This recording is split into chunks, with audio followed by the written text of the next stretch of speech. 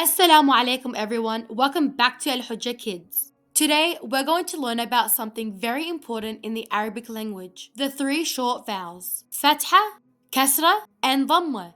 In Arabic, we don't always write every vowel with a letter. These are called short vowels because we read them very quickly.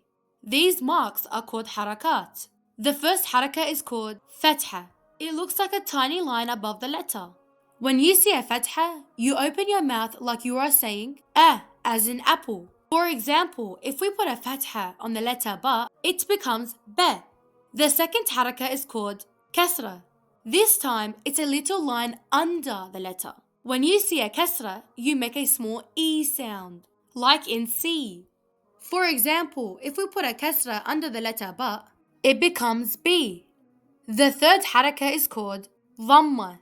Dhammah. It's like a small curl above the letter. When you see a Dhammah, you make an oo sound, like in zoo. If we put a Dhammah on ba, it becomes boo. Now, how long do we read these sounds? These harakats are called short vowels because we read them very quickly. About 1 second or 1 count long, like this. Be, boo, bee. We don't stretch them and we don't make them short either, just a quick and clear sound. Let's recap. The three short vowels are Fatha, which makes an sound, Kasra, which makes an e sound, and Dhammah, which makes an oo sound. And each one is read for 1 count or 1 second.